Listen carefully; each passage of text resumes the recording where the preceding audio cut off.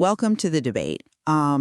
Imagine trying to cap an active, high-pressure steam vent with like a flimsy paper plate. Yeah, that's not going to end well. Right. I mean, you can weigh the plate down with rocks, you can plant a beautiful garden around it, and, absolutely pretend the pressure isn't building. But thermodynamics, they don't care about your landscaping. No, they definitely don't. The eruption is inevitable, and by refusing to install a proper release valve, you essentially ensure that when it blows, it destroys the very house you were trying to protect. Well, but that assumes the vent has to blow violently, right? Like if you understand the mechanics of the system you're living in, you realize that installing a loud industrial release valve is exactly what draws the attention of the people looking to harvest that steam. I mean, sure. The assumption that expressing power is the only way to survive is exactly the kind of deterministic thinking we need to unpack here. And that tension between the undeniable reality of an individual's latent power and the desperate attempt to suppress it for safety, that's exactly the focal point of our discussion today. This is episode 3 of our deep dive into the Neo Gentrics Multiverse. Yes, it is. We are locking our analytical lens entirely on the first act of The Whistling Swordsman, Beginnings, focusing on what I like to call the Pacifist dilemma. Right. The morality of the Novus family, specifically, their strict mandate against violence before Xeonix ever begins his formal training. Exactly. I take the position that the family's absolute mandate against fighting was, frankly, a dangerously naive mistake. I mean, they are raising a teenager who possesses immense raw power, right? And the legendary bloodline of the Xeon Clerics. Which is a heavy burden in itself. A massive burden. But by forcing him to hide his strength and basically carve wood on the isolated outskirts of Sakaar, they left him completely unprepared. He is fundamentally vulnerable to the violent systemic legality of Picodesh. And I vehemently defend the parents here. Look at the history of the Whistling Swordsman title. It is entirely soaked in the blood of the Congo War. Well, yeah, war is bloody. Right. But the family's strict rules were not naive. They were a desperate, deeply loving attempt to break a generational cycle of multiversal violence. They were aiming to give a 19-year-old kid the one thing no one else in Picodesh gets. Which is what? A chance at a normal life. See, I know a lot of our listeners reading the Congo War chapters probably look at the Novus parents as saints for getting their son out of the city of Sahar. But let's break down how this quote-unquote protection actually functions mechanically in the world Neo Gentrics built. Okay, let's look at the mechanics. The sheer irresponsibility becomes glaring when you look at the social-political reality of Xeon Pax's regime. Xeonix possesses the direct lineage of the Xeon Clerics. And in this universe, lineage isn't just like a genetic footnote. No, it has physical weight. Exactly. It carries physiological and energetic weight.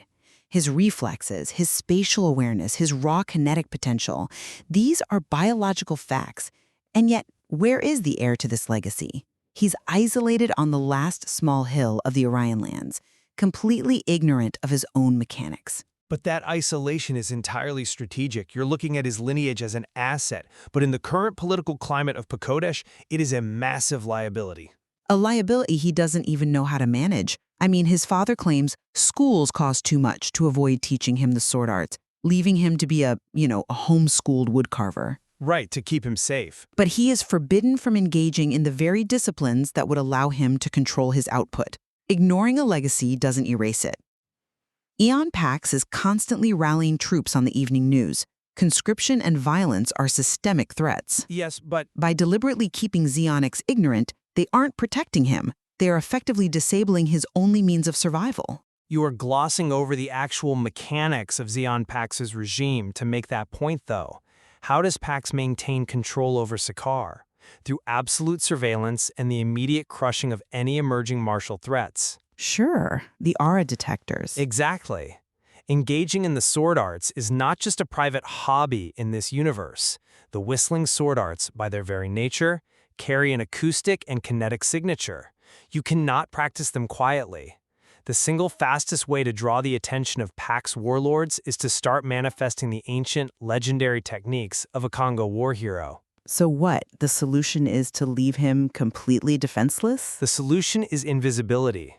Equipping Xeonix with a sword and teaching him to channel his lineage wouldn't be giving him survival skills. It would be painting a giant glowing target on his back. I completely disagree. Hear me out. The parents understood that in a tyrannical, hyper-militarized regime, the only effective armor is being entirely uninteresting. They moved him to the last small hill of the Orion lands, specifically to be out of the immediate broadcast range of the city's aura and martial detectors. Right. They kept his kinetic potential dormant.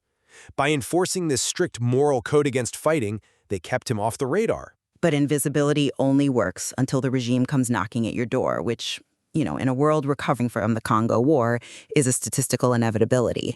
But let's look at the physical manifestation of this pacifist mandate, because the parents don't just hide him, they actively handicap him. Handicap him how? Look at the only weapon he is allowed to possess, the broken Cardinal dagger given to him when he was 5. A dagger he uses entirely for carving wood. Yes, and let's examine why that is functionally absurd. A Cardinal dagger is a chain blade. The chain is the mechanical conduit that allows a swordsman in this universe to cast their momentum outward, right? To channel energy over distance. Right, but his doesn't have the chain. Exactly. The chain on Xeonix's dagger is snapped off. So without the chain, what is it? It is a heavily unbalanced, fundamentally crippled piece of metal. Its center of mass is entirely wrong for a standard grip. Well, yeah. By refusing to fix it, by telling him to just use this broken implement to whittle trinkets, they are wiring his muscle memory incorrectly. But that's the point. If he ever actually has to defend himself with it, he will misjudge the weight and the reach. And the father is an industrial metalsmith. He could fix that chain mechanism in 10 minutes. The fact that the father is a metalsmith is exactly the point you are missing here. If he wanted it fixed, he would fix it. He leaves it broken intentionally. To what end? You are looking at the dagger as a crippled weapon. The father designed it to be a permanent physical reminder that weapons themselves are broken tools.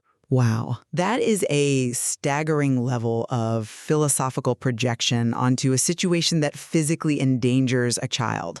It isn't projection. It's the core thematic reality of their household. The father took a tool of death and deliberately rendered it useless for warfare, repurposing it for creation. Leaving the dagger broken is a daily tactile lesson for Xeonix. A lesson in bad form. A lesson in peace. Every time he feels the awkward weight of that unbalanced handle, he is reminded of the family mandate. We do not participate in the violence of Picodesh. We do not channel our energy into destruction. You argue they are setting him up to fail in a fight, but they are desperately trying to ensure he never enters a fight to begin with. Which brings us directly to the psychological friction this terrarium creates. You say they are giving him a tactile lesson in peace. I say they are gaslighting a teenager about his own fundamental nature. Gaslighting is a strong word. But the internal toll on Xeonix is immense, and Neo Gentrics provides specific textual evidence of this damage. Xeonix explicitly notes, and I quote, "I often feel like I'm the only one in my family that's truly out of place no matter what." He's a 19-year-old kid living in the suburbs. Feeling out of place is literally the baseline human condition at that age. No, it goes much deeper than standard teenage angst. Read the context of that scene. He feels like a fundamental failure for simply possessing survival instincts. He has this raw kinetic power, an undeniable biological pull toward the legacy of his grandfather, and his parents make him feel defective for it. They don't make him feel defective. They treat his lineage like a disease they are trying to cure with woodworking. He admits, no matter how hard I try to please them, I always seem to fail. They've created an environment where his core identity is a source of pervasive shame.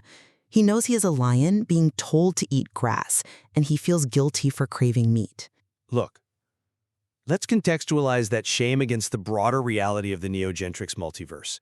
I know readers often project their desire for action onto Xeonix.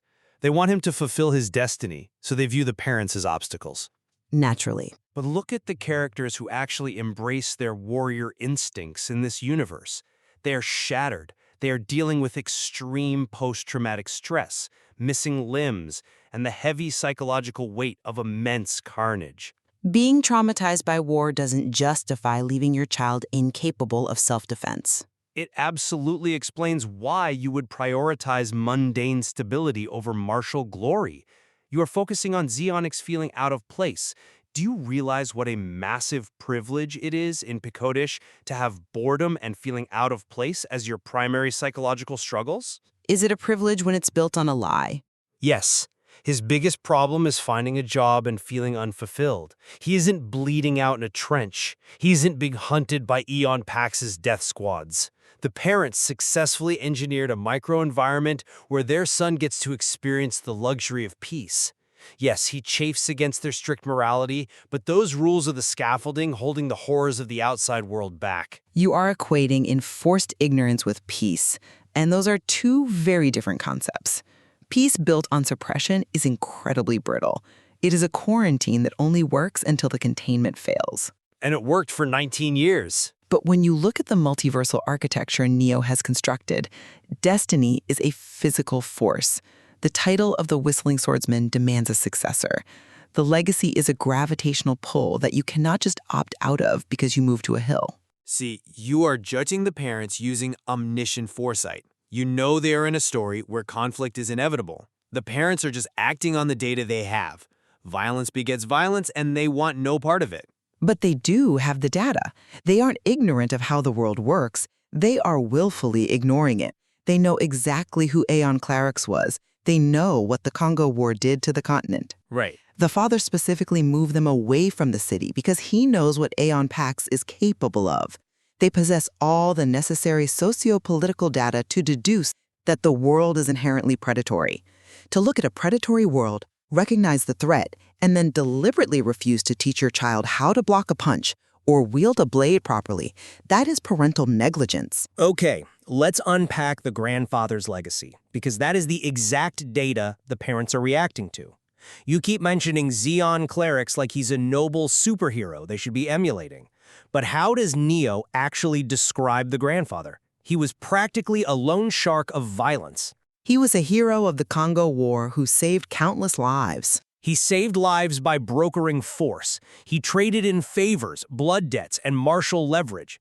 The Congo War wasn't just a battlefield. It was an economy of violence. And the grandfather was the central banker. He calculated human lives like poker chips. The father saw that up close. He saw that being a martial hero in Picodesh fundamentally strips you of your humanity. Which explains the father's career choice, certainly. It entirely defines it. The grandfather broke bodies for political leverage. What does the father do? He works as an industrial metalsmith. He takes broken, inanimate objects and repairs them. He deals in mending. It's very poetic, sure. That is a profound, philosophical rejection of the grandfather's legacy. The pacifist mandate isn't negligence. It is the father saying, the bloodline stops here. We will not be the weapons of warlords anymore. I will fix the metal. I will not use it to tear people apart. Look, the philosophical symmetry is beautiful, but it completely fails the reality test. A philosophy of mending doesn't stop a warlord's bullet. The father's refusal to forge a weapon directly results in his son becoming a victim of a world that exclusively respects weapons. But he isn't a victim. He survived 19 years completely untouched by Aeon Pax's regime. Only because of geographical luck. And the moment that luck runs out, the psychological damage of their mandate forces Xeonix into even more dangerous situations. How so? Look at his interaction when he bumps into Kenshin sensei at the market. Xeonix is carrying his functionally useless dagger. He admits he wants to be a swordsman but claims he can't afford the classes, parroting his father's lie. But underneath that, he is vibrating with unfulfilled potential. He is so hungry for connection to his own biology and his grandfather's legacy. And his initial reaction to Kenshin sensei is to refuse the offer of training out of honor. That is a massive credit to his parents. They successfully instilled a moral framework that made him hesitate before diving into the martial world. He hesitates for a second, and then he accepts. Why? Because the physiological and psychological pull of who he is meant to be completely overpowers his parents' arbitrary rules. Well, he makes a choice. Right, but because of their strict mandate, he can't process this training healthily. He has to do it in secret. Their rules didn't stop his nature from manifesting. They just forced him into the shadows. They ensured that when he finally started learning how to defend himself, He had to lie to his family to do it, completely isolating himself from any support system. The secrecy is the only thing keeping him alive. The moment he steps out from under their mandate and accepts Kenshin's offer, what actually happens mechanically? He begins channeling his aura. He starts producing the kinetic signatures that Pax's informants are looking for. Yeah, he starts becoming who he's supposed to be. The parents' mandate wasn't just about keeping a sword out of his hand. It was an active defense mechanism against the weight of the multiverse. They knew that inheriting the title of the Whistling Swordsman is a death sentence wrapped in glory. They wanted him to be Xeonix the Woodcarver, safe and obscure, not Xeonix the Savior bleeding out for a broken city. But he isn't Xeonix the Woodcarver. He possesses the hardware of a supercomputer, and they are trying to force him to run a basic calculator program. The system is overheating. It's not overheating. He tells us he feels like a disgrace for laying around doing nothing, but they actively deny him the tools to do anything else. They boxed him into a corner where his only options are to suppress his own existence or lie to the people he loves. They boxed him into a sanctuary. You keep framing it as a cage, but it kept the monsters out for nearly 2 decades. Let me put it this way. If you understood the political mechanics of a regime that slaughters anyone with martial potential, and you knew handing your child a sword would inevitably put them on a battlefield, would you give them the weapon?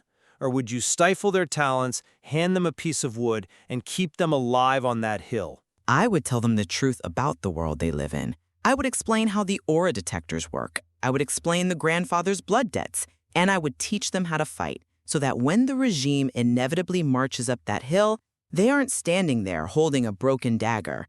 Ignorance is not armor. It is just a blindfold you put on right before the execution. And I maintain that in a universe governed by ancient hatreds and systemic trauma, giving a child 19 years of boring, safe, completely mundane ignorance is the most profound act of parental resistance possible. They gave him a foundation of peace.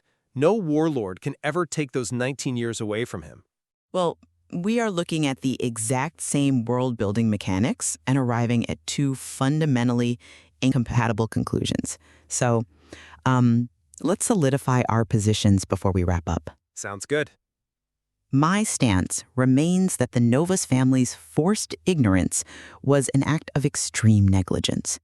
By deliberately suppressing Xeonix's kinetic potential and refusing to equip him for the reality of Aeon Pax's regime, they left an incredibly powerful young man completely vulnerable to systemic violence. You see a successful quarantine. I see a ticking time bomb built on parental denial. And my position remains that the pacifist mandate was the ultimate act of love and defiance. In a multiverse structured around trauma and generational warfare, choosing to raise a son with a strict moral code against violence, choosing to mend metal rather than forge blades, was the only morally defensible choice. You see negligence, I see a desperate, beautiful attempt to starve a predatory system of its next soldier. We are at a complete deadlock. We simply cannot reconcile the functional necessity of martial preparation with the philosophical desire to break the cycle of violence. So we are turning the question over to the audience. Yes, let us know what you think. We want to know exactly where you stand on the pacifist dilemma. Was the Novus family dangerously naive, or were they the only ones thinking clearly in a world gone mad? Drop down and comment below. Tell us whose side you are on and cite your evidence. Yeah, I am incredibly curious to see how the listeners weigh the realities of the Congo War against Xeonix's internal struggles. Absolutely. Thank you for joining us for episode 3 of our deep dive into the Neo Gentrics Multiverse. Be sure to return for episode 4 because we are moving directly from the consequences of unpreparedness into the absolute fire of formal instruction. Oh, I can't wait for that one. We will be fiercely debating the unhinged brutality of Kenshin Sensei's training methods, specifically his demand that a raw beginner use a heavy meat cleaver for basic strength and form training. It's punishing, it's highly controversial, and you will not want to miss it. Until then, remember that sometimes the most dangerous thing you can do in a volatile world is simply refuse to fight. Or, conversely, that closing your eyes to the magma beneath your feet never stops the eruption. The ground always shifts eventually.